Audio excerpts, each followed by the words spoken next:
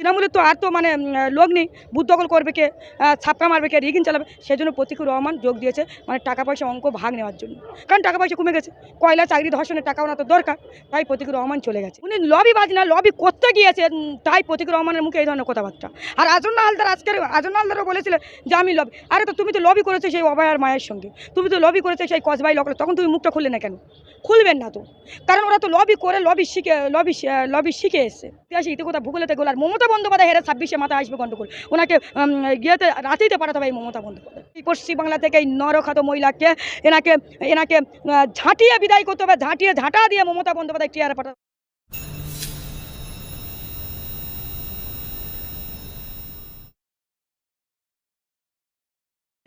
বিধানসভা নির্বাচনের মুখে সিপিএম থেকে তৃণমূলে যোগদান প্রতীকুর রহমানের।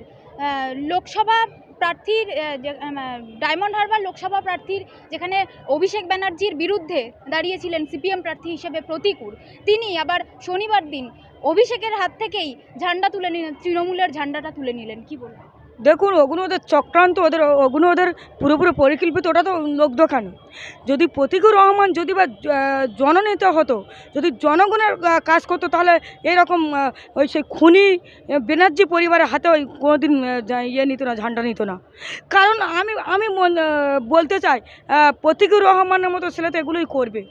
ওদের টাকা কমে গেছে, পকেটে টাকা নাই, তাই জানে আমার তো আমি খাবো কি, কয়লা চাকরির টাকা তো ওদের দরকার। তাই প্রতীকুর রহমান ছুটে চলে গেছে অভিষেক বন্দ্যোপাধ্যায়। আরে যদি আমি প্রতীকুর রহমানকে বলতে চাই, উনি যদি আমরা এটা তো জানতাম যে প্রতীকুর রহমান যাবে, এই খবরটা আমাদের ছিল 24 সালতে। উনি কখনো দানামণি বলেছিল, কখনো দানা বলছে, তাহলে আগে এত খবর করলো না, কিন্তু এখন খবর করছে। কারণ ও মানে বিশ্বের বড় মাস্তান বলে নাকি, প্রতীকুর রহমান বোধহয় বোম টোম বোধহয় ছুটতে গেছে। কারণ তৃণমূলের তো আর তো মানে লোক নেই, বুথ দখল করবে কে, ছাপকা মারবে কে, রিগিং চালাবে। সেই জন্য প্রতীকুর রহমান যোগ দিয়েছে মানে টাকা পয়সা অঙ্ক ভাগ নেওয়ার জন্য। কারণ টাকা পয়সা কমে গেছে, কয়লা চাকরি ধর্ষণের টাকা ওনার তো দরকার, তাই প্রতীকুর রহমান চলে গেছে। আর প্রতীকুর রহমান গেছে তা কী হয়েছে, উনি যারা কয়লা চোরে, যারা চাকরি চোরে, যারা ধর্ষণে, যারা মার্ডারকারী, যারা খুন, যারা লীলজ্জা, আমি তাদের সম্মুখে না কথা বলাই বলা উচিত। কারণ প্রতিটা মিডিয়ায় দেখেছে প্রতীকুর রহমান একজন ঠক, একজন বিশ্বাসঘাত, একজন নরখাত ছেলে।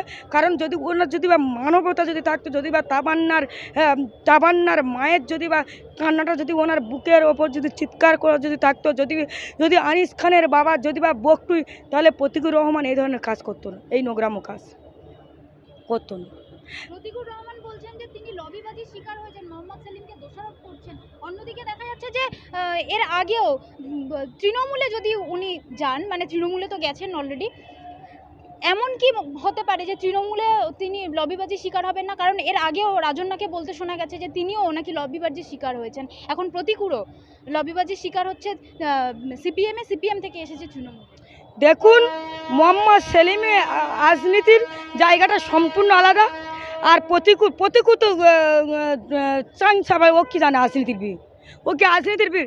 উনি লবিবাজ না, লবি করতে গিয়েছেন, তাই প্রতীকুর রহমানের মুখে এই ধরনের কথাবার্তা। আর আজন্না হালদারও বলেছিলেন যে আমি লবি, আরে তো তুমি তো লবি করেছো সেই অভয়ার মায়ের সঙ্গে, তুমি তো লবি করেছো সেই কসবাই লকলে, তখন তুমি মুখটা খুললে না কেন? খুলবেন না তো, কারণ ওরা তো লবি করে লবি শিখে এসছে। আমি সেই প্রতীকুর রহমানকে বলতে চাই, যদি তোমার লবি পছন্দ হয় তাহলে তুমি বউ থাকতে পারতে, তাহলে তুমি মিডিয়াকে বললে না কেন যারা লবি করছে আমার দলের মধ্যে? কারণ সিপিএন টিপিএন তারা তো লবি করে না। লবি যেখান থেকে উনি শুরু করেছে সেখান গিয়ে শেষ করবে। লবিটা হলো তৃণমূল কংগ্রেস। লবি শব্দের অর্থটা কি? ওদের অ্যাকচুয়ালি কে কার থেকে বড় হবো বোম মেয়েদে, কে কার থেকে পিস্তল মেরে বড় হব, কে কার থেকে মানে চাকরি চুরিটা এগিয়ে করব, কে কার থেকে ধর্ষণটা এগিয়ে করব, মানে এইটাই হলো ওদের লবি। যেমন আমরা দেখলাম শওকত মোল্লা ভাঙড়ের বিষয়, দেখলাম তো যে আইএসএফেরা করেছে। আমি শওকত মোল্লা বলতে চাই, তুমি তো একটা গুন্ডার কাছে কে করতে পারে তদন্ত করে, এটা পুরো শওকত মোল্লার পুরোপুরো প্ল্যান এবং চক্রান্ত। কারণ এটা দোষিত্ব করাচ্ছে।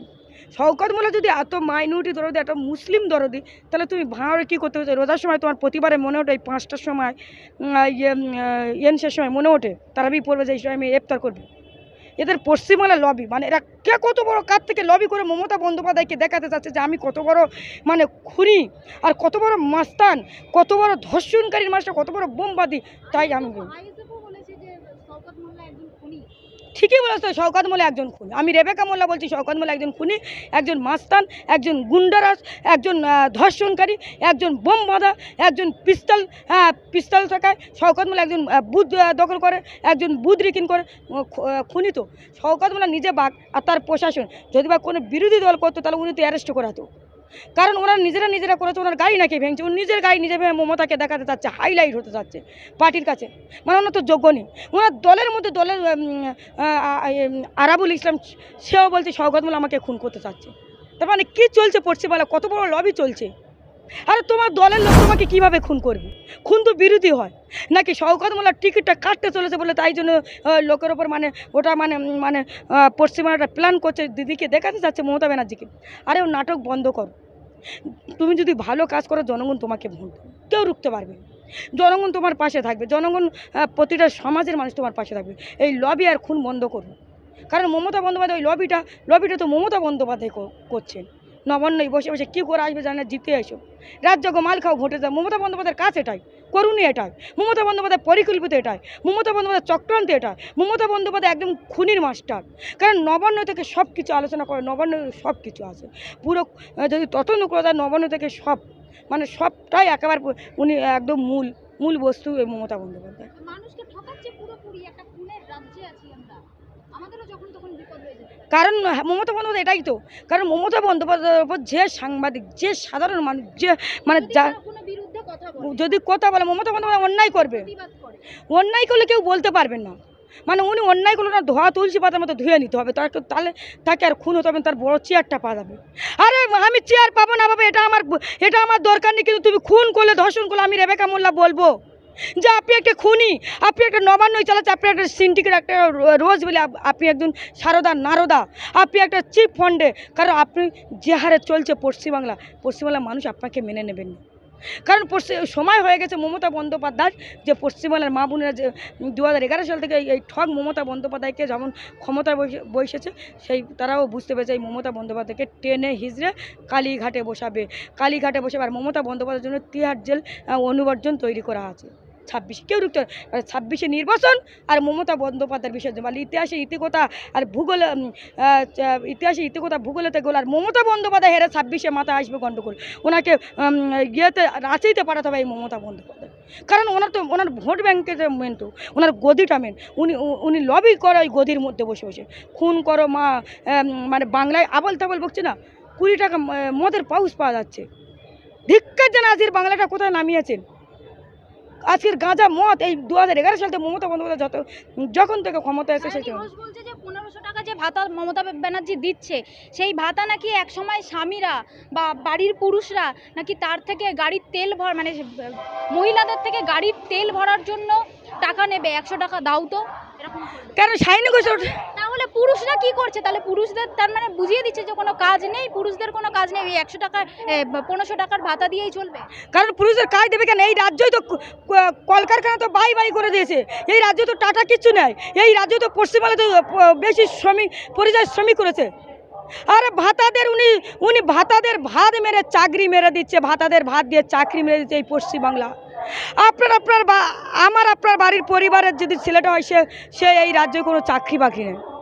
কারণ মমতা বন্দ্যোপাধ্যায় প্রতিটা এতে কারবানি চলছে। মমতা বন্দ্যোপাধ্যায় সাইনুকই বলবো যে ঠাকুরকে কন্ডক পড়া, যে বলে দেদে পাল তুলে দে, আর আমি বলতে দেদে বাংলা ছেড়ে দে, আর দুর্নীতি করিস না, আর ধর্ষণে আর বাংলা জনগণ আর সইতে পারে না, দেদে বাংলা ছেড়ে দে। কারণ এই সাইনুকই তো বলবে যে কিছু নাটকের বলে টাকাটা দাও বৌদিরা। আর ধিক্কার জানাই, তুমি তো একজন মেয়ে ছেলে, যদি তোমার বাড়ির বাবা, যদি তোমার বাড়ির যদি ভাইটা যদি তোমার বৌদির কাছে চাই তাহলে তোমার কেমন লাগে? কারণ ওদের বাড়ি নাও চাইতে পারে, ওরা তো পশ্চিমবাংলার জনগণের টাকা, ওদের পেট ইন্ডিয়ার গেট হয়ে গেছে নেতাদের। পশ্চিমবাংলার সাধারণ জনগণের টাকা, পশ্চিমবাংলার সাধারণ কৃষকের টাকা, পশ্চিমবাংলার ভিখারির টাকা, ট্যাক্সের টাকা, সেই টাকা ওদের পেটে চলে গেছে। ওদের পাকিস্তানিটা এত বড়, কুমুরের ওদের পাকিস্তানিটা বড়, কারণ ওরা হজম করে নেয়। কী হজম করে ওরা? কয়লাটা হজম করলো, ওরা বালিটা হজম করলো, ওরা গরুটা হজম করলো, ওরা চাকরিটা হজম করলো, ওরা রেশনটা হজম করলো, ওরা আইফাকের ফাইলটা হজম করলো, ওরা সোনাটা হজম করলো। তার মানে বুঝতে পারছো ওদের পাকিস্তানিটা কত বড়। আজকে শাহিনী ঘোষকে আমি ধিক্কার জানাই। আরে শাহিনী ঘোষ ম্যাডাম, যদি আপনার বাড়ির বাবাটা যদি আপনার কাছে যায় কিরম লাগবে? ভাতা বন্ধ করুন, ভাতা বন্ধ করে পশ্চিমবাংলায় ভাত দিন, কলকারখানা দিন, পশ্চিমবাংলার নারী সুরক্ষিত দিন, পশ্চিমবাংলার স্বাস্থ্য দিন, পশ্চিমবাংলা কলকারখানা দিক, পশ্চিমবাংলার শ্রমিক পশ্চিমবাংলায় কাজ করুক। পশ্চিমবাংলা থেকে শ্রমিক তারা পরিযায়ী হিসেবে কেন যাবে? আজকের পশ্চিমবাংলা তোমার পিসিমণি বসে ধাতেং ধাতেং করবে আর ভাঁ নাটক দেখাবে, এই পশ্চিমবাংলার মানুষ মেনে নেবেন না। কারণ পশ্চিমবাংলার মাটি, পশ্চিমবাংলার জনগণের ঘাটি। এটা মমতা বন্দ্যোপাধ্যায় যদি মনে করে যে আমার ঘাটি, এটা ভুল। কারণ মমতা বন্দ্যোপাধ্যায় এটা বাবা কেলকের পৈতৃক সম্পত্তি না, এটা জনগণের বাবা কেলকের পৈতৃক সম্পত্তি। কারণ মমতা বন্দ্যোপাধ্যায় এটা ভুল। আমি সেই মমতা বন্দ্যোপাধ্যায়কে বলতে আপনি আপনার নাটক বন্ধ করুন, আর আপনার দলের নাটকগুলো যেগুলো করছে এই নাটকগুলো বন্ধ করুন। কারণ তৃণমূলের বিরুদ্ধে যে চোখ রেখে প্রশ্ন করবে তাকে খুন হতে হবে, তাকে মার্ডার হতে হবে, তাকে ধর্ষণ হবে, এটা তো স্বাভাবিক। কারণ এটা তৃণমূলের কাছে এটা নতুন কিছু না। গোটা পশ্চিমবাংলার মা বোনেরা তারা কেউ সুরক্ষিত নয়, গোটা পশ্চিমবাংলার মানুষ তারা কেউ সুরক্ষিত নয়। কারণ আমরা দেখলাম সন্দেশখালী থেকে কামদুনি বক্তৃ হাসপাতাল বলে আর্যিকরের কান্নাতে মা ভুলিনি মোরা কেউ, আর কালিয়াগঞ্জের বোমাই থেকে শিশু তাবান্নার দেহ, আর হাঁসখালিতে ধর্ষিতাদের বদনাম করেন তিনি, আর কসবার ওই ল কলেজের ধর্ষকদের চিনি। পাল্টানো দরকার, চাই বিজেপি সরকার। আমরা পাল্টানো দরকার, চাই এবার বিজেপি সরকার। এই পশ্চিমবাংলা থেকে এই নরখাত মহিলাকে এনাকে ঝাঁটিয়ে বিদায় করতে হবে, ঝাঁটা দিয়ে মমতা বন্দ্যোপাধ্যায় চেয়ারে পাঠাতে হবে। মানে আকাশ ঘিরে মেঘ করেছে, পার্থ মানিক গেল জেলার কেষ্ট গেল জল আনিতে টিহার নদীর ঘাটে, টিহার নদীর কালো জল অনেক রকমের ফুল, আর পশ্চিমবাংলার আমজনতা তুলে নেবেন এবার পদ্মপুর। বলে আকাশ ঘিরে মেঘ করেতে মমতা যাবে মাঠে, আর ভাইপো যাবে জল আনতে টিহার নদীর ঘাটে, টিহার নদীর কালো জল অনেক রকমের ফুল, আর পশ্চিমবাংলার জনগণ তুলে নেবেন এবার পদ্মপুর। মমতা বন্দ্যোপাধ্যায় আর অভিষেক বন্দ্যোপাধ্যায় টিহারে যেতেই হবে।